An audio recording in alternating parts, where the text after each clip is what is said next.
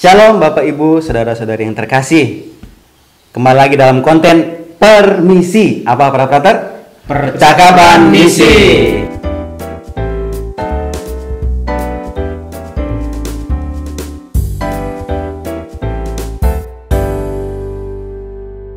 Nah, sebelumnya itu kita perkenalan dulu ya. Oke. Saya Frater Bailon. Saya Frater Ferin. Saya Frater Afri.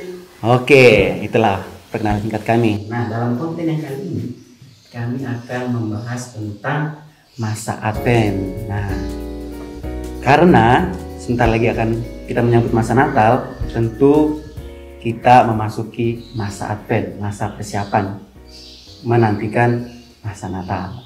Nah, tapi tahu nggak sih Bapak Ibu Saudara-saudari apa itu masa Advent? Oke, kita langsung ke topiknya.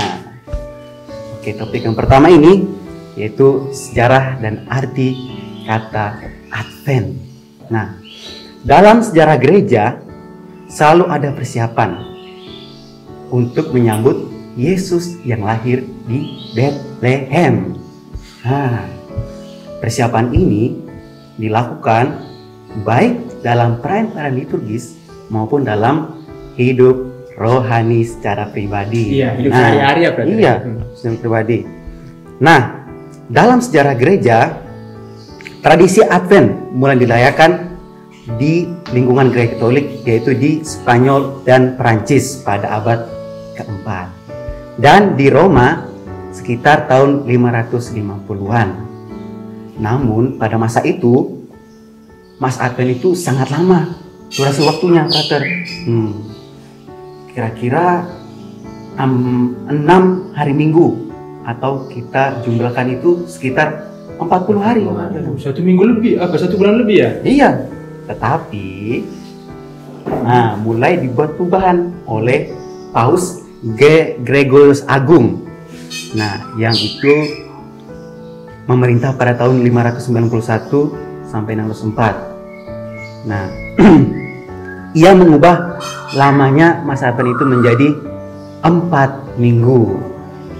Nah, kemudian kita gunakan sampai sekarang ini, yang kita mulai pada minggu Advent pertama, yaitu tanggal 28 November, dan kita akhiri pada minggu Advent keempat tanggal 24 Desember.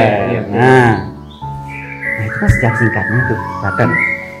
Arti kata Advent itu sendiri ialah dari bahasa Latin, yaitu Adventus, yang artinya kedatangan. Maka masa Advent sendiri dapat diartikan sebagai waktu penantian akan kedatangan Tuhan. Oke.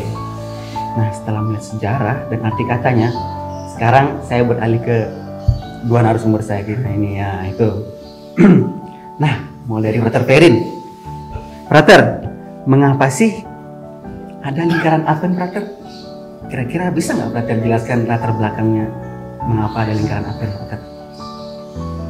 Kalau kita melihat sejarah, sebenarnya itu negara Jerman memiliki peran penting dalam pembentukan lingkaran Advent ini, karena mereka lah yang mengawali atau mereka yang mencetuskan lingkaran Advent ini. Kemudian terus berkembang dan banyak digunakan dalam berbagai gereja di berbagai tempat. Menarik. Kemudian menarik. Tentunya mereka buat lingkaran Advent ini itu memiliki tujuan atau memiliki makna gitu ya. Seperti yang kita ketahui itu kan, di dalam lingkaran Advent itu ada lilin gitu kan. Lilin itu memiliki makna tersendiri, mengapa harus diletakkan lilin dalam lingkaran Advent begitu. Menarik nih, Frater. Kata lilin sendiri. Nah, seperti yang kita ketahui, Frater, di lingkaran Advent ini memiliki 4 lilin, dan yang menjadi daya tariknya adalah warnanya itu, Frater. Itu warna ungu dan warna pink. Nah, kira-kira, Frater, makna dari simbol warna ini apa, Frater? Dari dua warna ini, warna ungu dan warna pink, Frater. Mungkin kita terlebih dahulu memahami mengapa harus ada 4 lilin gitu ya. Kenapa kok tidak dibuat 2 lilin begitu, atau ya 3 lilin? Ya, mengapa? Kenapa harus 4? Betul, Frater. Sebenarnya 4 lilin itu menunjukkan bahwa ada 4 ya, ada 4 minggu dalam masa Advent itu, dan 4 minggu ini sebagai masa persiapan sebelum kelahiran Sang Juru Selamat, sebelum kelahiran Yesus Kristus. Kemudian mengapa hanya ada 2 warna lilin ya? Warna ungu dan warna merah muda. Kenapa tidak harus kuning? Kenapa harus biru? Warna pelangi Brother ya. Warna pelangi. Sebenarnya warna ungu itu kalau misalnya teman-teman atau para frater lihat tuh bisa baca, kita bisa melihat kalau sebenarnya makna dari warna ungu itu sebagai penantian, sebagai persiapan. Itu makanya mengapa harus ada warna ungu dalam lilin itu. Kemudian mengapa harus warna pink atau merah muda? Iya, tepat sekali Brother. Sebenarnya ini menunjukkan maknanya itu bahwa itu sebagai sukacita. Dan biasanya warna pink atau merah muda ini kita nyalakan pas minggu ketiga, ketika minggu ketiga baru kita nyalakan. Dan minggu-minggu ini disebut sebagai minggu sukacita atau minggu Gaudete, ya, bersukacita lah. Kenapa kita betul bersukacita? Menantikan Yesus yang akan datang. Ya. Kita mesti bersukacita karena sebentar lagi sang terang sesungguhnya itu datang. Oke, baik Brother. Nah, satu lagi Brother yang saya ingin tanyakan. Kenapa harus nyalakan setiap minggu Brother? Maksudnya lilin ini? Iya, lilin dong. Masa yang lain. Kenapa harus dinyalakan setiap minggu itu lilin dia? Seperti yang saya katakan tadi bahwa lilin itu sebagai melambangkan masa persiapan. Jadi kita juga butuh persiapan sebelum sang terang sesungguhnya itu datang. Ya? Jadi kita harus nyalakan lilin pada minggu pertama, nyalakan lilin minggu kedua. Itu sebagai menunjukkan persiapan kita sebelum terang sesungguhnya datang. Begitu Brother. Terima kasih Brother, jawaban yang bagus sekali. Nah, sekarang kita ke Frater Abri nih. Tentu tidak kalah menariknya pertanyaan kali ini. Nah, Frater, kali ini saya ingin bertanya tentang menurut Frater itu apa sih makna penting dari masa Advent? Iya, pertanyaan menarik ya. Kan orang itu kerap kali hanya menyiapkan bagian luarnya, beli baju baru itu. Oke. Frater, saya jawab pertanyaan ini menggunakan ajaran gereja ya. Ajaran gereja tuh. Makna masa Advent menurut ajaran gereja. Ini terdapat pada Katekismus nomor 524. Nah, di situ dikatakan bahwa masa Advent itu memiliki 2 makna. Yang pertama, kita ambil bagian dalam penantian Kristus yang pertama yang sudah lewat ini. Kita ambil bagian. Yang kedua, kita juga menyegarkan kembali penantian kita akan kedatangan Kristus yang kedua kalinya. Kita menyegarkan kembali begitu. Mengingatkan kembali berarti. Betul sekali. Mengingatkan kembali. Itu 2 makna penting lah. Itu menurut ajaran gereja. Nah, Frater, menarik tuh. Nah, sekarang kira-kira apa sih persiapan terbaik Frater dalam masa penantian ini Frater? Ya. Menurut Frater? Ya. Itu Frater. Betul. Biasanya kan kalau masa Advent itu tidak akan terlewat begitu saja kalau kita tidak melakukan sesuatu yang unik atau cirikhasnya. Ada 3 hal yang harus kita lakukan selama masa Advent agar masa Advent ini menjadi bermakna bagi kita.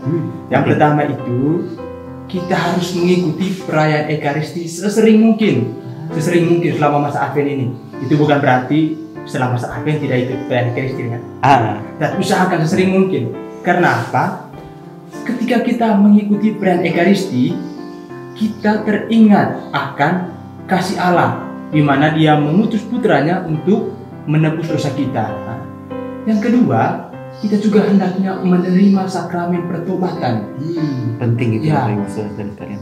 Karena apa? Dengan mengikuti sakramen pertobatan, berarti kita sadar itu bahwa kita ini orang berdosa dan sangat membutuhkan sang penyelamat yang akan datang itu.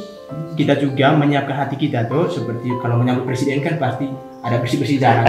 Kita juga harus bersih hati kalau untuk menyambut sang penyelamat itu dengan mengikuti itu tadi sakramen pertobatan. Dan yang ketiga, satu lagi, ini tidak kalah penting dan ini lebih bersifat penghayatan pribadi ya. Kita juga harus meningkatkan doa pribadi kita gitu. Doa pribadi, selain itu juga kita harus membaca kitab suci. Penting banget tuh. Nah, kan kita tidak bisa mengenal Kristus tanpa membaca kitab suci. Bagaimana, betul ya? Betul dong. Nah itu. Wah, terima kasih Frater. Ya. Satu jawaban yang menarik dan bagus sekali untuk kita yang akan dalam menjalani masa Advent ini kan. Nah itu Frater. Nah itu Bapak Ibu Saudara-saudari. Jadi kita bukan hanya persiapan yang lain-lain ya. Beli baju baru tadi kata Frater. Beli baju baru, celana baru, mungkin sepatu baru, aksesoris pernak Natal. Tapi kita lupa menyiapkan hati kita. Nanti kita pribadi kita dengan menerima sekarang pertobatan, mengikuti perintah Kristi, gitu kan? Doa pribadi, doa pribadi, terus dan juga baca kitab suci. Nah, oke, baik Bapak Ibu saudara-saudara yang terkasih, kita telah mendengar bersama-sama apa itu masa Advent dari saya maupun kedua narasumber saya ini. Nah, terima kasih telah menonton konten kami ini. Semoga konten kami ini bermanfaat bagi kita semua. Dan kami mohon maaf jika ada perkataan maupun tutur kata kami yang mungkin kurang berkenan dalam penjelasan kami. Oke, dari kami, pesan untuk terakhir dari kami yaitu selamat memasuki masa Advent dan merayakan masa Natal tanggal 25 Desember nanti. Oke, dan jangan lupa menonton konten kami yang selanjutnya dalam Permisi Percakapan Misi. Sampai jumpa selanjutnya. Dadah.